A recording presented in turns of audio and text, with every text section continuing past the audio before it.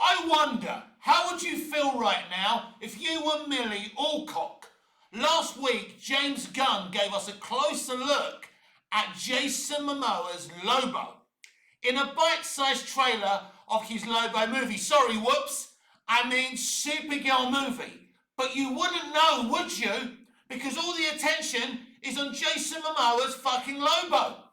If you didn't think that was disrespectful enough for a prominent young actress like Millie Alcock, who was on fucking House of fucking Dragons delivering an Elizabethan Shakespearean fucking performance, too good for Gunn, too good for WB. And the only reason she's anywhere near this film is because she was already signed up with HBO. Because surely her fucking representatives and even her couldn't have ever thought this was a good idea. You were on House of fucking Dragons. Why are you doing this?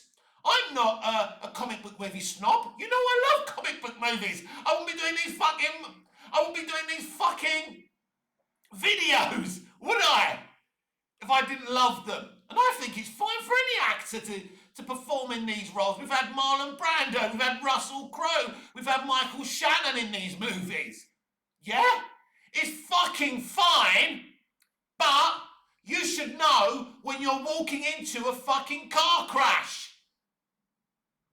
David Corenswet was a Juilliard graduate, and he went and worked for Gunn on that Superman movie. What a disaster for an up-and-coming fucking actor. And it's the same thing for Millie Alcock. Wouldn't surprise me if Millie and David are swapping fucking notes right now. But even worse, he posted another promotional video, James Gunn, on his social media. It has Jason Momoa walking out of his trailer and it dressed up as Lobo. Looks like Lobo. I'm not a Lobo expert. I'm not a comic book expert. I'm a movies and TV guy. I like comic book movies and a varied, variety of movies and television. I'm not a comic book stan. I'm not a fucking expert. I never claimed to be that. Okay, but I love comic book movies. So he's got Momoa in a promotional video coming out of his trailer. As he's about to get in the Lobo car, you hear a voice saying, "What's it like playing Lobo?" And he just says, "Finally," which is exactly what Gunn puts on his post. Now, you wouldn't fucking mind if this was a fucking Lobo fucking movie, but it's a Supergirl movie. And if reports are supposed to be believed, Lobo is barely fucking in this movie. Isn't it just one fight with Supergirl? And that's that? I think that's that. Maybe I'm wrong. But don't be fucking surprised if Gunn takes Momoa back and expands his position in this Supergirl movie. Don't be fucking surprised. Can you smell something, boys and girls? I smell familiarity. Doesn't this remind you of another situation that Gunn was involved in, but apparently officially wasn't fucking involved in? Do you remember how they tried to sell the Flash movie? They tried to sell the Flash movie instead of with Ezra Miller's The Flash, because they couldn't do that because the terrible publicity Ezra was getting. They decided to sell a Flash movie with Michael Keaton's Batman. How did that fucking end up for you, James Gunn?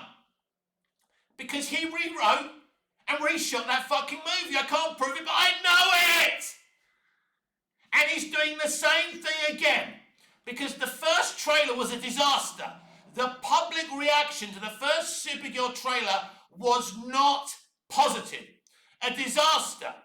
So, as much as night follows fucking day, Gunn has decided, and the people at WB and DC Studios have decided to push Supergirl to one side, even though the movie's fucking called Supergirl, and they're going to use Jason Momoa's Lobo to sell this movie.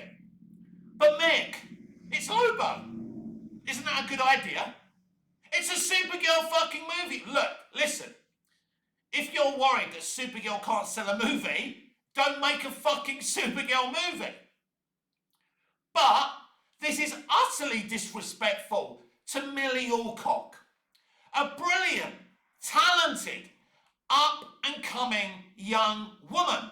They keep on talking about female representation. Whaman! Where is it? You're using a man to promote a female-led fucking movie. I'm not even fucking woke. I don't even believe in DEI. I don't. I believe in equality. That if you're talented enough, you should get the job. And I don't care if you're black, white, man, woman, beast, I don't care. Equality matters. Representation is about optics, which is what all that new Hollywood care about. It's disgusting. They're using Jason Momoa's Lobo. And let's be honest, the mainstream audience don't even fucking know who fucking Lobo is. They're seeing this guy in fucking makeup, riding a bike, getting in a fucking car, and general audiences are saying to me, Mick, you're a movie, you know a bit about movies. Who is this guy? I said, well, he's this kind of bounty hunter. Oh, isn't that the guy who played Aquaman? Yeah. So let me give you some meat in the sandwich of the Jason Momoa Lobo situation. Gunn interfered so much into James Wan's Aquaman sequel. Now, the story did come partially from Jason Momoa. He fucked that. And Jason Momoa was not happy with Gunn and Safran's interference in James Wan's movie. So, also, he was pissed off once they told him he would not be playing Aquaman in the DCU. So Jason took his 30 piece of silver because he's always been a Lobo fan. I'm kind of disappointed in Jason in this context because I think in a lot of ways Jason in the past has been a really good guy. He helped, release the Snyder Cut. He was telling fans at comic conventions what was going on and stuff. And he and Ray Fisher were whispering in fans' shell lights in ears, right? They were very, very helpful. I like Jason Momoa. But in this instant, I don't agree with Jason's conduct. But using Jason Momoa's Lobo to promote a Supergirl movie tells you everything that's wrong about James Gunn, DC Studios, WB, and this modern day industry. A young, up-and-coming actress who was on fucking House of Dragons, who's so fucking talented.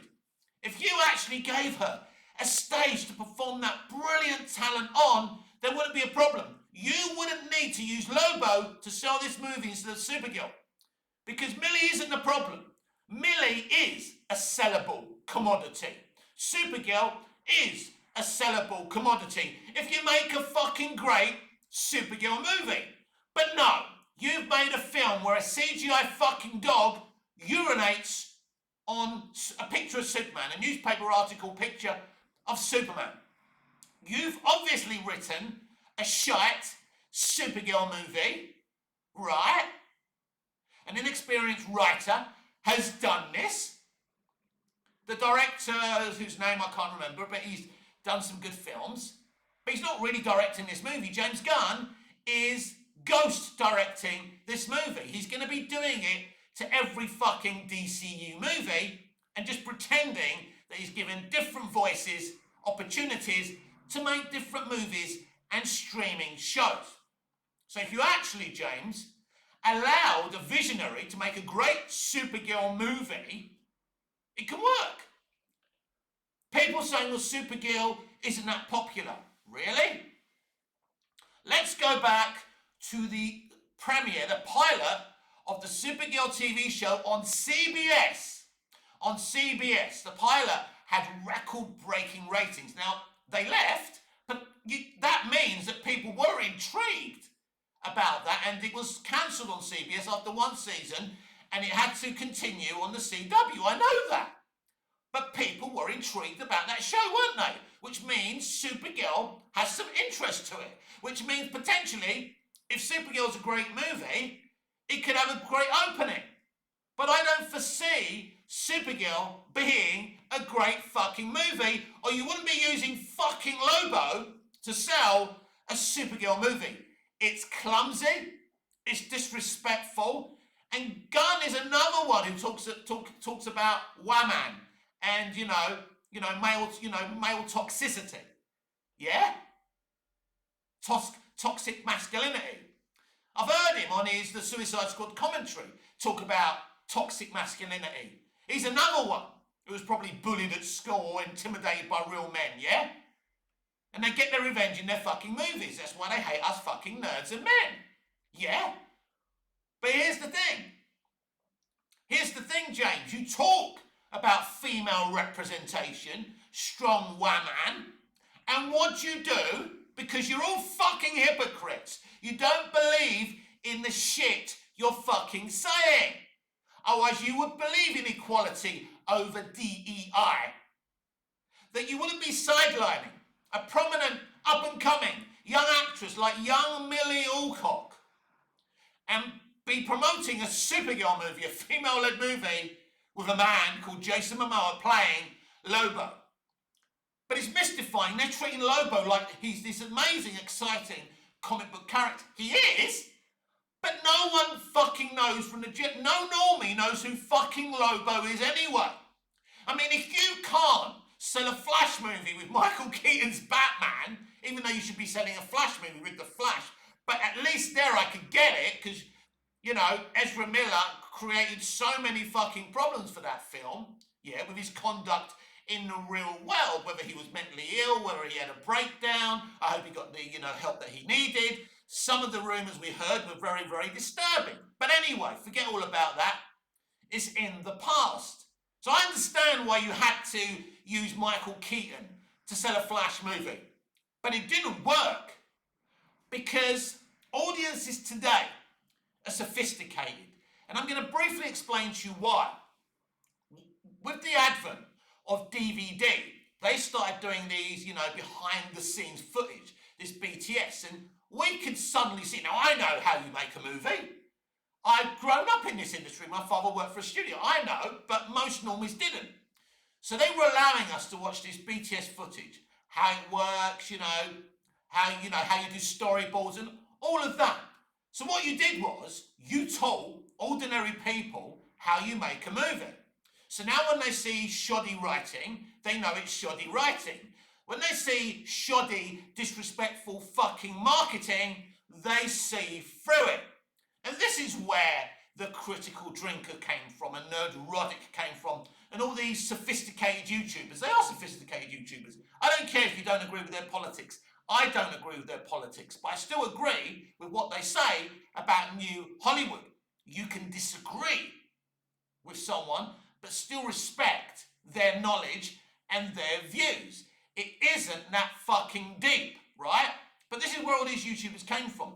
They were watching these behind the fucking scenes features on DVD when DVD first happened, when that technology first started, and everyone started to learn how you make a fucking movie. So now, people know when something's shit. They know when the wool is being pulled over their eyes. This weekend, we've got all these fucking actors being interviewed. We've got Amber Heard trying to play the fucking victim. Support woman. I was bullied by men on the internet. Why are you telling the press? Why don't you tell the police? If you were bullied and getting death threats on the internet, why do they always tell the fucking press? But anyway, that's another conversation for another fucking video. But I'm angry. Yeah, I'm angry and upset for Millie Alcock. I work with many young women at my amateur dramatic society where I write, direct and perform with these, amateur actors and actresses in my original plays, in my theatre that I own here in Iron Appa. And I'd be disgusted in myself if I treated one of my young actresses, which I'm really protective of all of them, because, a lot of the perverted people in this fucking business, right? But it's disgusting.